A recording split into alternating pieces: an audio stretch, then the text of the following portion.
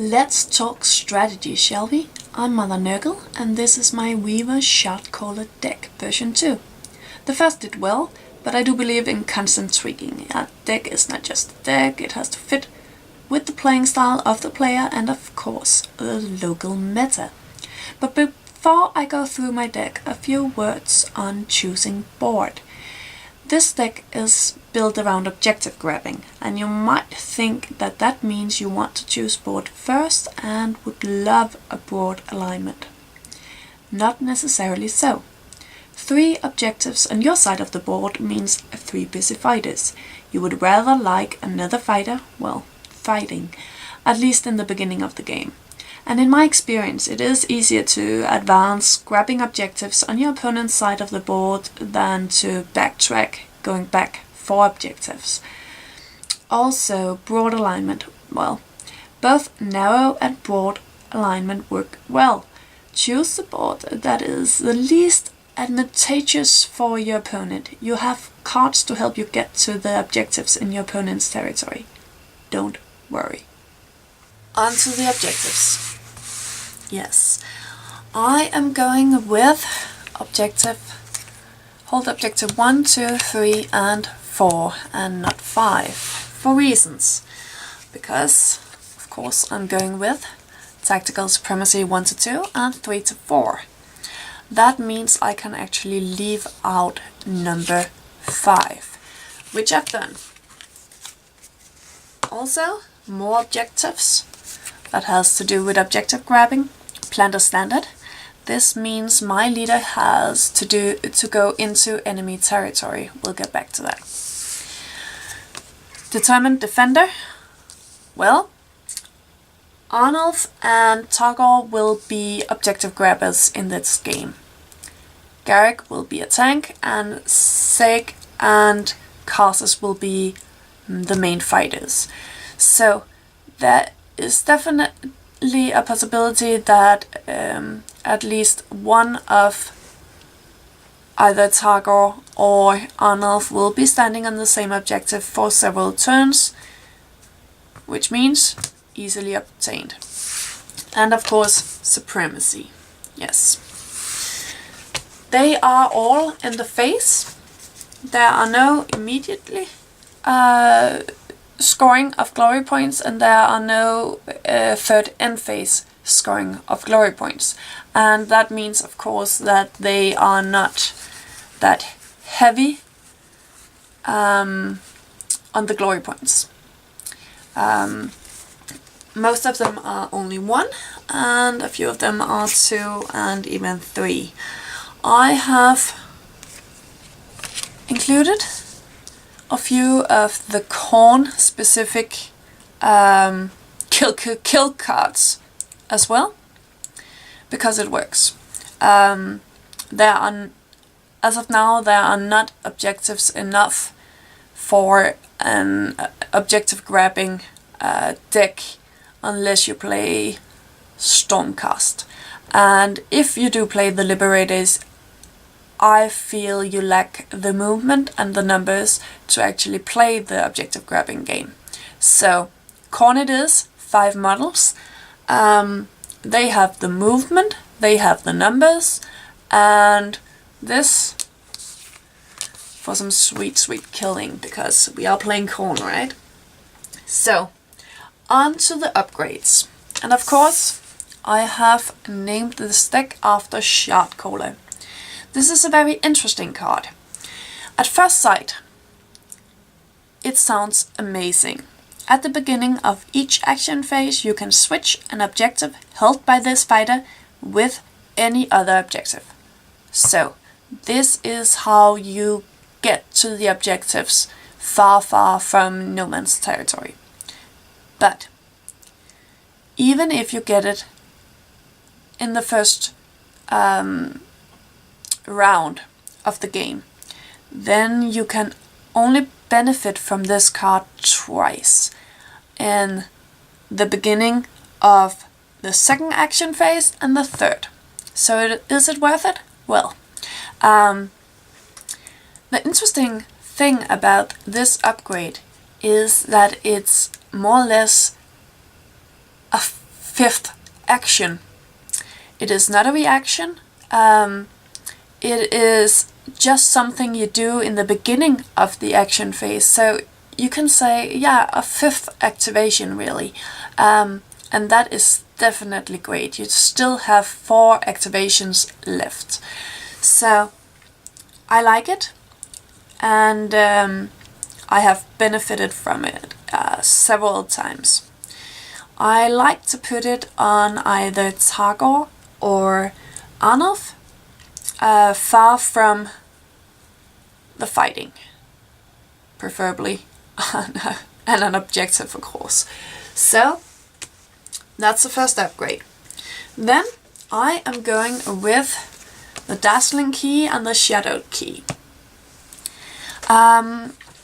These may seem quite situational. Yes, you have to place a fighter on an objective in the third end phase, before the third end phase. But remember, you do not have to play this before after the last activation in the last end phase. So if you have the glory points available, these can be played right before right before you cash in, really. If you do it before that, the game may turn into a manhunt, because your opponent will do everything to not get those fighters end up on the respective objectives. So will your opponent know that you're playing the objective game? Will he try to get you not stand up objectives? Well, we have PLOYS to help us with that. And remember, not a lot of glory points to be obtained through the objective cards. So I'm playing with Daylight Robbery and Scavenge. Daylight Robbery is, when it is effective, actually 2 glory points, because your opponent loses 1 and you get 1. So that is worth 2 points, and I really do like that one.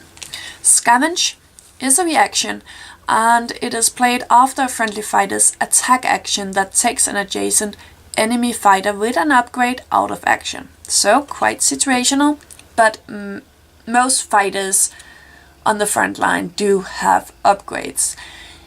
The problem with this one is that it is a reaction, and your opponent gets to play a reaction before you, and if he does so, then you can't play a reaction.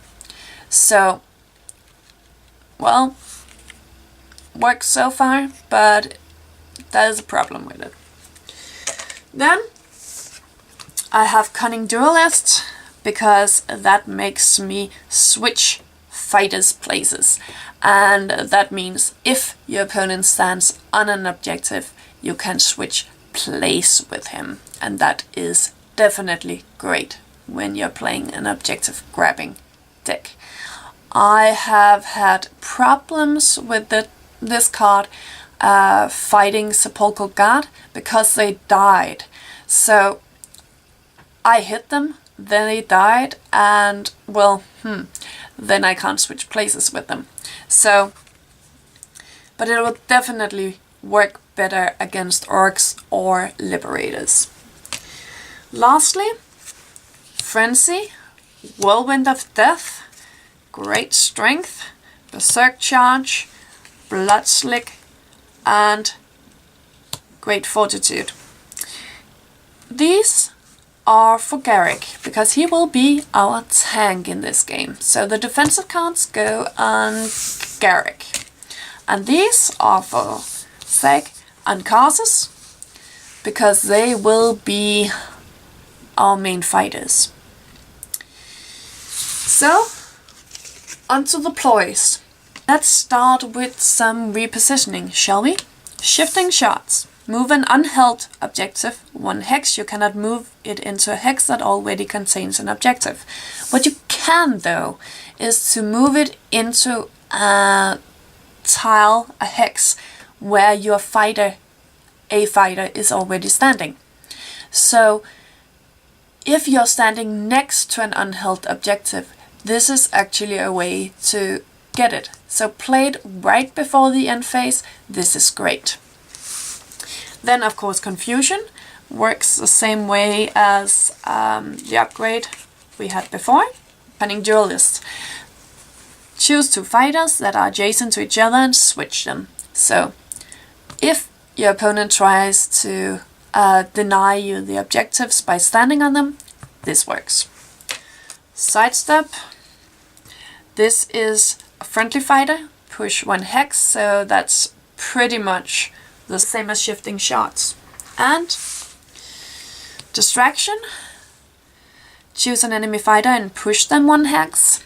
Works great as well, can get you an enemy off those objectives. And then I like Illusory Fighter. Choose one of your fighters in the battlefield, place them on a starting hex in your territory. And starting hex, that is all the hexes where you can put fighters in the beginning of the game. So that is not necessarily far from where the fighting is going on. Actually, you can summon a fighter to a fight if the fight is going on your side of the board. And of course it can also be well, a Hearthstone getting a wounded fighter home. So it has more than one purpose, more than one use, and I like it for that. On to a bit of defensiveness. Insensate. That is when you can see your opponent is about to do something big. You play this one. When he has played all his upgrades and all his ploys and you can see something really great is going on, you play this one. And Boon of Khorne. Play this after a friendly fighter's attack action that takes an enemy fighter out of action. Remove all wound tokens from one friendly fighter. Yes, quite situational, it is a reaction, but I have seen it work to great success. I like it, maybe you will too. And lastly, play this after an attack action or ploy that takes a fighter out of action. A friendly fighter can make an attack action. So that's pretty much the opposite of this, right? Not the opposite, but a defensive one and an offensive one. And making another attack action, oh, it's also sweet. Especially, remember, we do have objective cards that has to do with killing. So that is my deck and my strategy. And it has worked very well so far. So far it's the only Shardcaller Reaver deck I've seen. It may not be very Khornish, Khornite, to go for objectives, but combining that with killing numbers and speed, that works great. So that's it for now. Take care and bye bye.